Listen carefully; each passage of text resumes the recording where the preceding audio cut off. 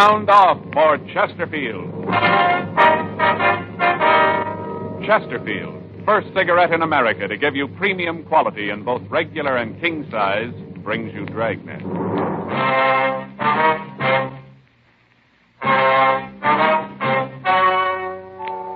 Ladies and gentlemen, the story you are about to hear is true. The names have been changed to protect the innocent.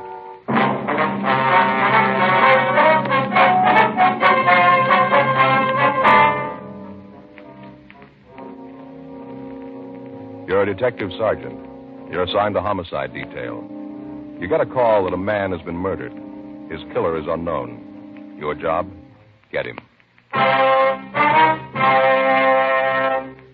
Here's what the tobacco trade press has had to say about Chesterfield's. U.S. Tobacco Journal, Boston, Massachusetts. Chesterfield cigarettes in the new king size is still maintaining large turnovers in this area. Dealers report that sales continue to climb on this size, and it seems that volume on the regular size has climbed to new heights with its big brother. And Tobacco Leaf reports from Chicago more calls for Chesterfield king-size cigarettes than for most brands being marketed. Dealers all over the country tell us no product they ever handled has grown so fast in so short a time as king-size Chesterfields. King-size cigarettes give you quantity, but only Chesterfield king-size gives you quantity plus quality. Premium quality. Chesterfield king size contains tobaccos of better quality and higher price than any other king size cigarette. In fact, the only difference between Chesterfield king size and Chesterfield regular is that the king size is larger, contains more of these same tobaccos, enough to give you more than a 1/5 longer smoke. So remember, Chesterfield is the only cigarette to give smokers premium quality in both regular and king size. Ask your dealer for Chesterfield, either way you like them. Premium quality Chesterfields, and much milder.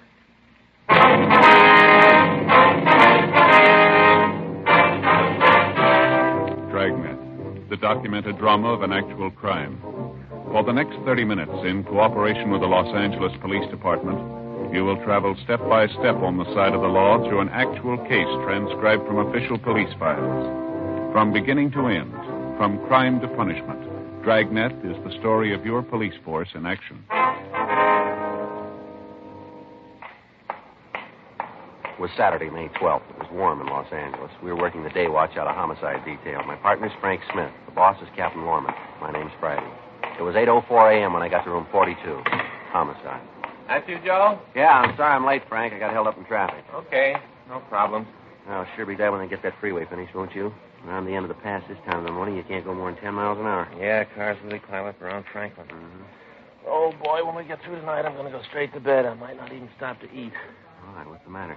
Have trouble getting to sleep last night? Well, I wouldn't have had any trouble if I'd had the chance to do it. What do you mean? I don't get it. My brother-in-law. Oh, what do you have to do with it? A couple of weeks ago, he sent away for one of those courses in hypnotism at home. Uh-huh. Book got to the house yesterday right away. He's got a new career, going to go into the hypnotism business. All right. Yeah. Book tells how if you do it right, you can have full control over people, make them do things you want, all that stuff. Mm-hmm. Right away, he's got to practice on somebody. We just finished dinner, and I was all settled down to watch television. He comes in with this little book, a little bitty mirror and a candle, and the first thing he lights the candle and tells me to look at it. Concentrate, you know. Yeah. I told him to go take a run and jump, and right away Faye joins in and says I don't want him to get ahead. And I said something about the fact that he could use one, and then it started. Ends up with me sitting there and him trying to control my will. Well, did it work?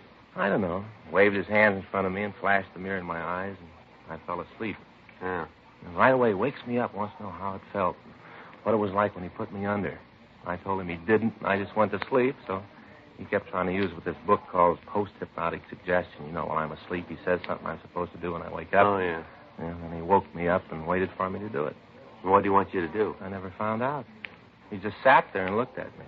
Every time I'd doze off, he'd wake me up so I could do whatever it was he suggested. And around 1:30 this morning, he gave up. He said the book wasn't any good and he was going to get his money back. All the time, Faye's sitting there just watching, miserable. If I'd known what it was he wanted me to do, I'd have done it to get him off my back. Never did find out what it was. No. This morning, wouldn't even say hello. Figured I wasn't cooperating, I guess. I get it. Homicide, Friday. Yes, ma'am. Yes, ma'am, it is. Mm-hmm. Yes, well, what was that address again? Yes, ma'am. We'll be right out. Something for us? Yeah, a woman out on Burn Street, 6425, says her son's been murdered. Frank and I drove out to the house. It was a typical residential neighborhood. When we got there, a crowd had gathered around the front of the house. A radio car had arrived, and the officers had gotten the people back from the lawn and the entrance of the house. We went in and met the woman who had placed the call, a Mrs. Edith Curtis. She was a woman in her late 40s with graying hair. As we talked to her, she kept wringing a handkerchief in her hand. Jeff was cleaning the gun. Middle of the week, he looked at it and said that it needed cleaning. He's always home on Saturday, so this morning he said he might as well get at it. After breakfast, he got out all the things he uses, put them on the table in there, and started to clean the gun. I was in the bedroom tidying up the place. I heard these loud voices and then a shot. I went to the living room, and I saw this man standing there. As soon as he saw me, he turned around and ran for the door. I yelled at him, but he didn't stop. What'd you do then, ma'am? I went over to Jeff. He was just lying there, still and quiet. I could see where he'd been shot. I knew he was dead, and then I called you. Before you got here, the other men, the ones in the car, got here. But it was too late. My boy was dead. Terrible. Just terrible. Yes, ma'am. I'll go see if my partner's finished with the call, Mrs. Curtis. Would you like us to call your family doctor? No. Very kind of you, but I'll be all right. This house has been full of tragedy. The last couple of years, nothing but sadness. I'm used to it. I guess the good Lord makes you used to it. If he didn't, I don't think a mother could go on. Ma'am? My youngest daughter, Alice. 2 years ago, this next month, the 24th, she killed herself, Sergeant. It almost killed me, too, losing her. Yes, ma'am. That's why I say I'm used to it. I got to the point after Alice was dead where I couldn't see any reason for going on. Then I figured that the good Lord must have wanted it this way. And I wasn't the one to say it was wrong. Alice was going to have enough trouble as it was. I don't think I understand. Suicide, Sergeant. The one unforgivable sin. Yes, ma'am. Okay, Joe. I called them. Checked with the fellas in the car. They're looking around the neighborhood. Miss Curtis, Yes, I wonder if you could give us a description of the man you saw. We'd like to get out a call on him. of course. I saw him pretty good, just standing there looking at me. Well, how old a man would you say he was? Maybe 35 or 40. Not any older than that, I'm sure. Mm-hmm. How tall would you say he was? Taller than you. About how much taller? Oh, maybe a couple of inches. Well, I think I'm about 6'1" or 2. Is that right? Yes, I think that's pretty close. About his weight. How heavy do you think he was? I'm not very good at that. I guess about 180, around there. Uh-huh. What about his clothes? What was he wearing? Could you remember? He had on one of those blue denim outfits, you know, the trousers and the jacket, light blue. Mm-hmm. Then the coat had that dark blue trim knitted around the bottom and collar. Had on a white shirt, no tie. And a pair of those shoes with the real thick soles, that rubber. Mm-hmm. Anything unusual about him? I don't think I know what you mean. Or did he have any marks or scars? Anything that might make it easier for us to identify him? No, not that I could see. But you won't have any trouble identifying him. I'll tell you if you have the right one or not. Did he have a car? Would you know that? I don't think so. I didn't see one. All right, thank you, ma'am. Mm-hmm. I'll call us in right away, Joe. Get out the local and APB. Yeah. Miss Curtis, Yes, could you tell us exactly what time the shooting took place? not exactly, but I'd say about 7:45. Uh-huh. Did this man say anything to you? No, not a word. You never saw him before, maybe around the neighborhood, the stores, in the street someplace? No, I never saw him. I know that. But if I see him again, I'll know him. All right, ma'am. I'll be right back, Joe. Okay. I hope you won't take offense, ma'am. What's that, Sergeant? Well, you don't seem too greatly concerned about your son's death here. I thought I'd explain that to you. I told you that I have to figure that it's the Lord's will. Mm-hmm. I might as well tell you, Sergeant. You'll probably find out anyway. What's that, ma'am? Well, Jeff and I had a few arguments. Nothing serious, but we did have words. I beg your pardon, ma'am? Well, I told you that my daughter took her own life. Oh, yeah. She lived with us here in this house. I thought it was a happy home. I found out it wasn't. I found out too well. Mm-hmm. You see, Alice, that's my daughter. Yes, ma'am. Well, she was going to marry. She'd met a young man who worked in an aircraft factory. She seemed to think he was very nice. I couldn't see much in him. I told her so. We had quite a few rows about it, once when he was here. Mm-hmm. On that night, the row, Alice's young man left, made quite a fuss about my trying to run the children's lives. Told Alice that he'd marry her right away that night. But when they were married, he didn't want to have anything to do with Jeff or me. Well, did Jeff take any part in this quarrel? No, my yes. Finally, the young man stormed out of the house. Alice was in tears, just seemed to go to pieces. That night, she took an overdose of sleeping pills. I'll never forget when I called her for breakfast. Terrible. That's not doing any good. I'm sorry, Sergeant. That's quite all right, ma'am. Now, you said you and your son had several arguments. Was it about this engagement thing? Yes, after Alice's funeral. Jeff seemed to sulk around the house. Then at night he'd go out and drink quite a bit. He seemed to think that I'd caused Alice to do away with herself. I tried to tell him that I didn't, that I was just as sorry as he was.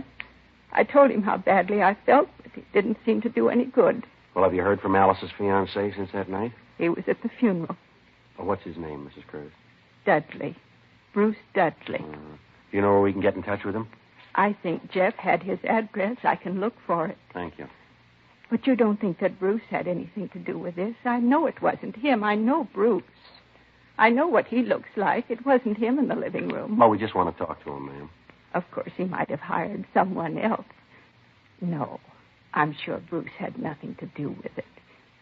Even with what he did say. Ma'am?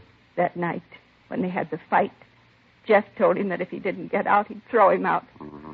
When he left, Bruce said that someday our meddling in other people's lives was going to backfire, that it might take some time, but that we'd be repaid. And that look in his eyes when he went through the door, Sergeant, Yeah. Maybe he did do it.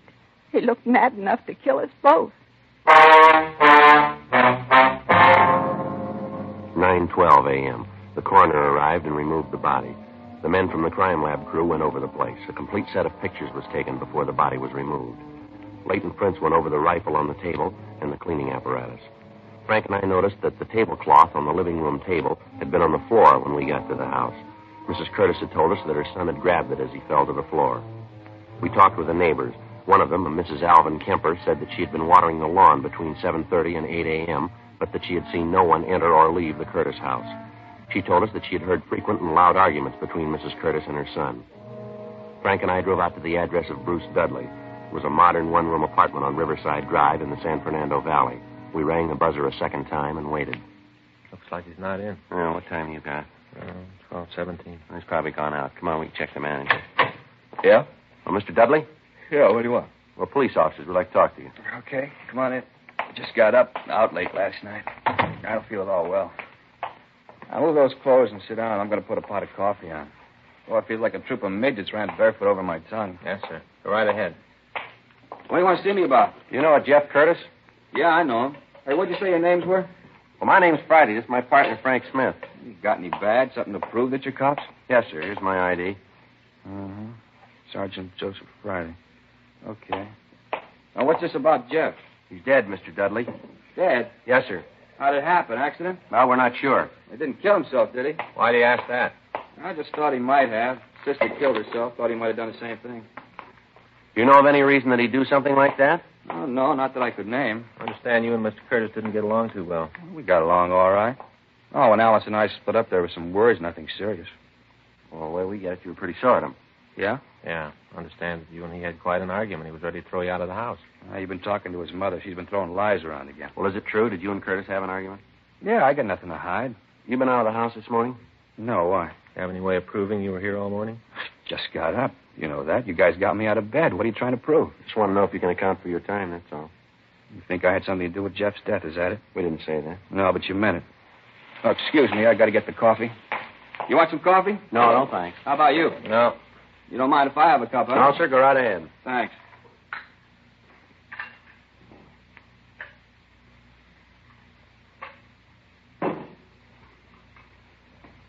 Let's face it. You guys really think I had anything to do with what happened to Jeff? We're not paid to say what we think. We try to get the facts. Yeah. But if I was you, I'd concentrate on Mrs. Curtis. I wouldn't put it past the old bat to kill her own son. Check around the bars in the neighborhood. Talk to his friends, I'll tell you. His mother was scared to death that he'd marry one of these days and walk out on her.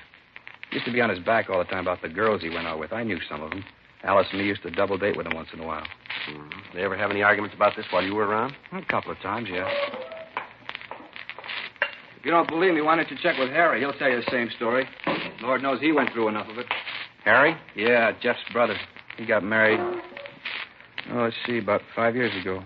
Moved out of the house, lock, stock, and baggage. He went through a thrash with his mother about it. He'll tell you about it. Used to come over to see Jeff once in a while after he got married, but the old lady caused so much trouble that they started to meet at a bar. Got to the point where Harry wouldn't go in the house. Check with him. He'll tell you. You know where we can get in touch with him? No, I haven't got the address. Look it up in the book. Harry Curtis. I think it's out on Selma, someplace in Hollywood. All right, sir. Where do you work? Meyer Aircraft. I'm a toolmaker. You work the day shift? Yeah, I'm off today. Hey, what's this for? Just wanted to know where we could reach you. You still think I had something to do with it, huh? No, we didn't say you did. Your name came up, and we had to check it out. Yeah. Well, there were a lot of times when Jeff and I didn't get along. I won't try to tell you that there weren't. I'd never do anything to hurt him. He had enough on his hands with that mother. Yeah? Sure, one night when we came home from a date, Alice, me, Jeff, and his date, we're sitting around the kitchen having something to eat. Mother came in madder than a wet hen. Raised Cain, told Jeff to get the woman out of the house. Jeff told her he wouldn't have her talk to the girl like that. He thought quite a bit of her. Mm-hmm. And the old biddy walked right over and slapped the girl across the face, told her to leave Jeff alone. Said she'd rather see him dead than tied up with a girl like that. 2:40 p.m., we drove back to the office. There had been no replies on the local or the APB. We checked the names of Jeffrey Curtis and Bruce Dudley through R&I. There was no record on Curtis, but Dudley had been arrested twice for LAMC 4127C, being drunk in a public place. He'd served sentences in the city jail on both charges. We checked with the coroner's office, and they told us that Curtis had been killed by a .38 caliber bullet. It had been fired at close range into the back of his skull. The bullet was booked for evidence, and we made out a dead body report. We put in a call to the brother's house, but we were told that he was out of the city, and he wouldn't return until sometime that night. We left word for him to call our office as soon as he returned. We checked on the suicide story given us by Mrs. Curtis and found that an Alice Curtis had taken her own life by an overdose of sleeping pills 2 years before. 5:20 p.m. Frank and I drove out to talk to Mrs. Curtis again. You want to look at Jeff's room, don't you? Yes, Miss Curtis. This way. When we were here this morning, you didn't say anything about your other son. Harry? Mm-hmm. Well, you see, Officer, Harry doesn't care much for me. I know it's hard to believe that a boy would desert his own mother, but that's what Harry did. He got married, and right away his wife started to cause trouble between us. A rifle your son was cleaning this morning. Oh, yes. Those men from the crime lab, I think they said they took it. Yes, ma'am. Did your son do much hunting? Well, he used to. Used to do quite a bit before Harry got married. They used to be great pals. Mm-hmm. Mother couldn't ask for a better pair of sons. And when Harry left home, Jeff sort of gave it up. He cleaned the gun when he had to, but he didn't go after game anymore. Then, too, he was afraid to leave me alone at night. Ma'am? Well, we've had a lot of trouble with prowlers in the neighborhood. Had to call the police a couple of times. They didn't find anybody, though. Mm-hmm. These your son's clothes, ma'am? Yes.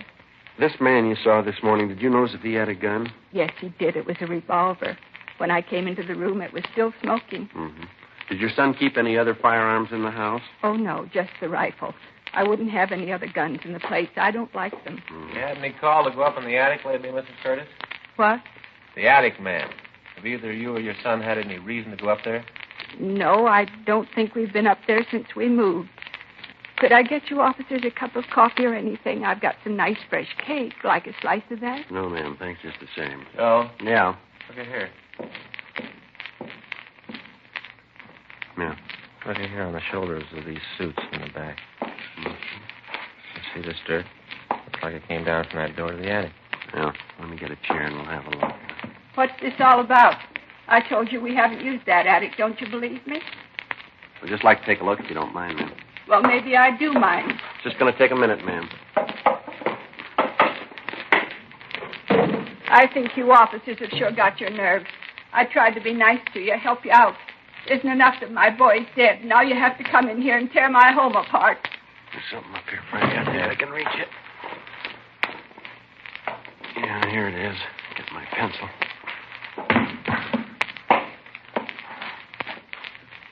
You ever seen this, Mrs. Curtis? No.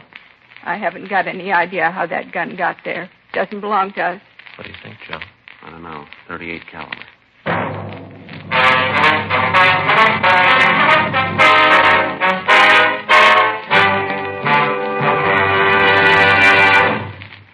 You are listening to Dragnet, the authentic story of your police force in action.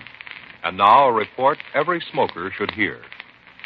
Nose, throat, and accessory organs not adversely affected by smoking Chesterfields.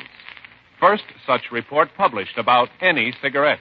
A responsible consulting organization reports a study by a competent medical specialist and staff on the effects of smoking Chesterfields. For 6 months, a group of men and women smoked only Chesterfields, 10 to 40 a day, their normal amount. 45% of the group have smoked Chesterfields from 1 to 30 years, for an average of 10 years each. At the beginning and end of the 6 months, each smoker was given a thorough examination, including x-rays and covering the sinuses, nose, ears, and throat. After these examinations, the medical specialist stated, It is my opinion that the ears, nose, throat, and accessory organs of all participating subjects examined by me were not adversely affected in the 6-month period by smoking the cigarettes provided. remember this report and buy Chesterfields, regular or king size. Premium quality Chesterfields, and much milder.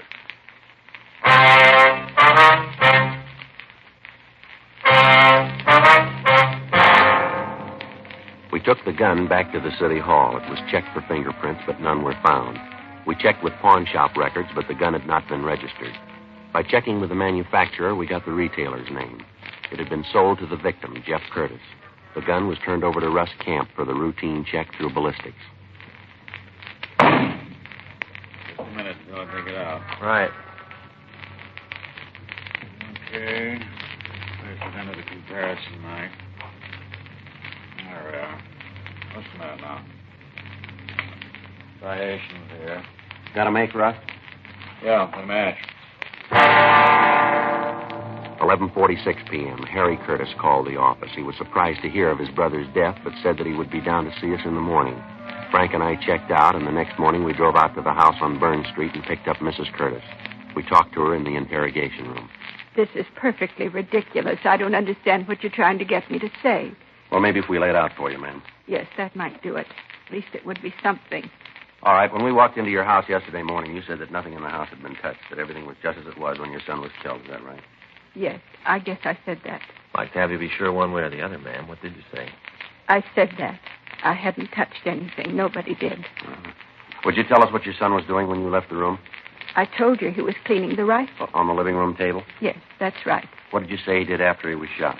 I said he fell down. Did he touch anything as he fell, brush up against anything? Well, when he fell, he grabbed the tablecloth, pulled it down with him. Yes, ma'am. Well, then maybe you can explain how it was that all the things he used to clean the rifle and the gun itself were still on the table. What? How is it those things didn't come off the table when he pulled the cloth off? I don't know what you're trying to get me to say. Well, we'd like for you to tell us the truth. I'm telling that. All right, ma'am. When the crime lab went over to your house, they found 2 places in the kitchen floor that had been filled in with plastic wood. The job didn't look very old. Well, what's wrong with that? Jeff took good care of the house. He might have tried to plug up some place where ants were getting in. When the men from the lab dug up the patches, they found 2 .38 caliber bullets underneath. They checked them with the bullet that killed your son. The bullets came from the same gun. I don't know what you're talking about. What does all this show? You talked about the prowlers. Said you had trouble with them in the neighborhood. That's right. What action did you take to stop this? I called the police. Had them come out and try to find the person who was causing the trouble. When did you call the police last? 3 weeks ago. We've checked the reports, ma'am. There's no record of anyone having called the police to check prowlers in that neighborhood for the past 6 months. Are you trying to make me out a liar? Is that what you're trying to do? We're trying to get the truth. Frank? Yeah, Joe? You want to check the office and see if Mr. Curtis is here yet? Yeah, sure. You brought my son here? Yes, ma'am. We've got to get the truth to this. Well, why did you have to get him involved in it? Well, as I said, ma'am, we're trying to find the facts. You don't believe what I've told you? Well, no, ma'am. You've made it a little difficult. How can you say that? Well, first you tell us that nothing was touched, yet the physical setup doesn't make that possible. You deny knowing anything about the gun when we find it, but we find 2 bullets that have been fired from the same gun embedded in the floor of the kitchen. You told us about prowlers in the neighborhood, but there's no police record of it. Your next-door neighbor says she was out in front of her house all morning, but she didn't see anyone enter or leave your house. We find the murder gun up in the attic. You told us you saw the killer leave the house with the gun. Your son died instantly. Now, can you tell us who put the gun there? No, ma'am. There's too much here that doesn't gel. They got you into this, didn't they, Harry? Yes, Mother? They're trying to tell you that I killed Jeff. They want me to tell them that I killed my own boy. Tell them. Tell him I wouldn't do a thing like that. Not my own boy. Afraid I can't, Mama. What do you mean you can't? The officers just told me about it. Well, who are you going to believe? These policemen or me, your mother? You don't give me much choice. What? I love you, Mother. You got to believe that. I know that whatever you did, you thought was right. I know you didn't mean to hurt Jeff. I know that. Then you think I killed him, too. Don't you? Harry, give me an answer. You think I killed Jeff, don't you? Yes, Mother. Well, I did. I didn't think I meant to do it. I think I just wanted to frighten him. He was running around so much. Those tramps he was seeing, terrible women. I had to keep him home. I had to keep him with me. He was all I had. I'm not young anymore, Harry. You went away, then Alice. Jeff was all I had. I didn't want him to leave, and he was going to. We had an argument. He was cleaning the gun. I got the revolver.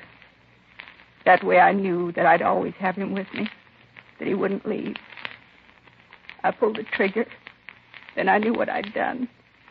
That Jeff was gone, too. I didn't know what I was doing. I didn't know. You've got to believe that, officer. Yes, ma'am. Do you believe me? That I just wanted my boy? I wanted to keep him. That's all any mother wants. I tried to keep my boy. Or maybe that's what was wrong. What do you mean? You tried too hard.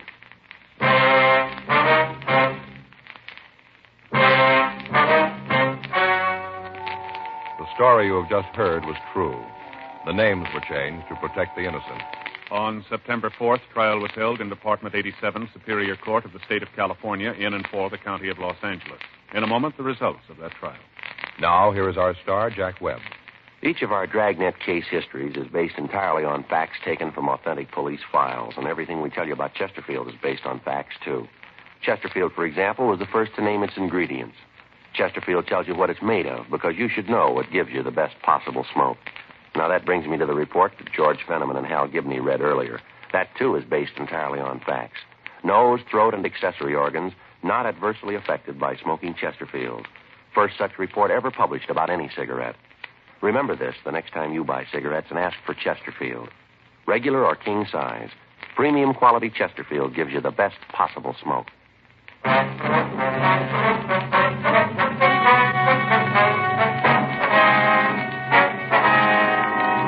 Edith A. Curtis was tried and convicted of murder in the first degree and was sentenced to the state penitentiary for women, Tehachapi, California. While serving her sentence there, she died from natural causes. Murder in the first degree is punishable by death or confinement in the state penitentiary for life.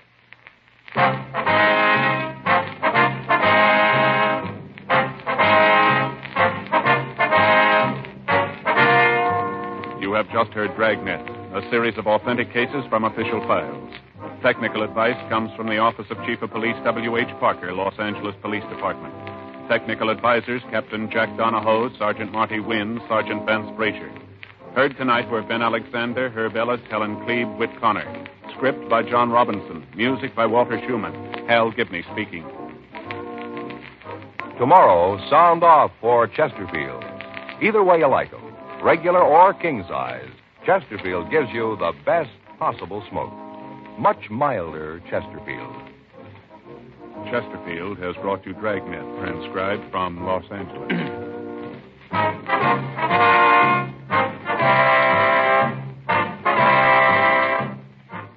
This is NBC, the national broadcasting company.